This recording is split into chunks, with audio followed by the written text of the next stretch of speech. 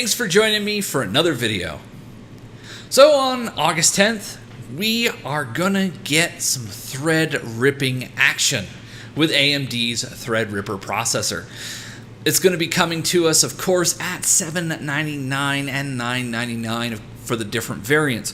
But of course, to go with a new processor, you need new motherboards, especially when the new processor is gonna be on a new socket. AMD and its partners, MSI, ASRock, Aorus, and Gigabyte, have all come out and said, hey, 24 hours from now, so this time tomorrow, you're going to be able to pre-order their boards. Now, I did a top 5 boards of Computex. You'll see the card up in the corner. You can go check that out. It goes into some of my favorite details on the boards and a little bit of what I think of them. Now, I think this is, of course, this launch is the start of something, once again, also big for AMD, like Ryzen was for the general consumer desktop space. This is their entry into high core count, high-end desktops. I mean, this chip is going to put video creators and people who want to do more professional movies, like, it's going to give them a good opportunity for some great performance at a fairly decent price. I'm not going to say low price, because $1,000 for a 1950X is not cheap, but for the performance per dollar, as a lot of sites have pointed out, it's a great bang for your buck. Over the next year, I actually would like to put together 2 systems and showcase them here on the channel. I'm looking at a 1950X with the Asus Zenith motherboard. I confuse that with Zephyr a lot. It's really strange. Thanks, Asus. You always make things easier.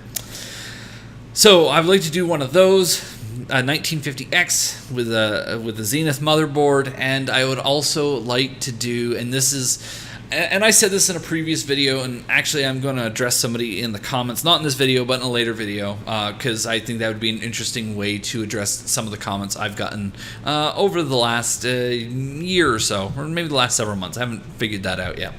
But I would like to put together a 1960X. I think the 60 is going to be the I believe the 60 is going to be Intel's 18 core chip. I would like to put one of those together with a high-end board and do a comparison. Of course, the 16 core AMD does outperform the 7900X. Oh wait, I said 1950. I'm sorry.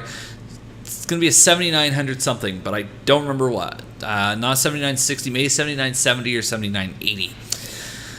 I feel like I'm talking graphics cards. I don't know what's happened.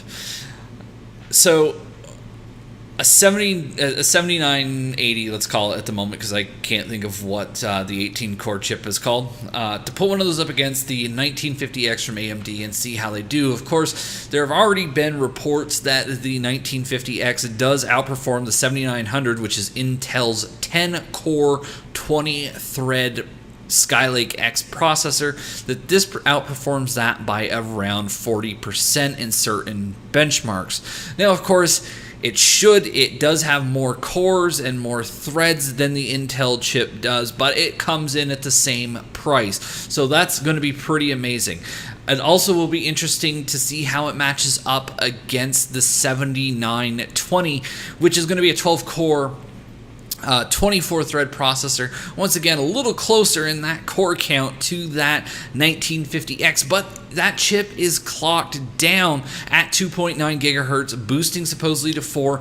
I'll talk about specs for that new chip also in another video. Keep a watch out for that. That will be coming soon. So, motherboards coming tomorrow. Threadripper coming on the 10th of August. We've also got AMD's RX Vega waiting in the wind.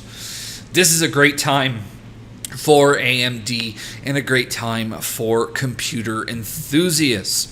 What do you guys think? Are you going to go get Threadripper? Are you the type to go out there day one, get on board, and kind of go with the flow and get through some of the early adopter difficulties? Or are you going to hold off, wait for the companies to iron that stuff out, and then purchase some great, powerful PC parts? I'd like to hear what your opinions are, of course, in the comments below. I want to thank you guys for watching, and I'll catch you in the next video.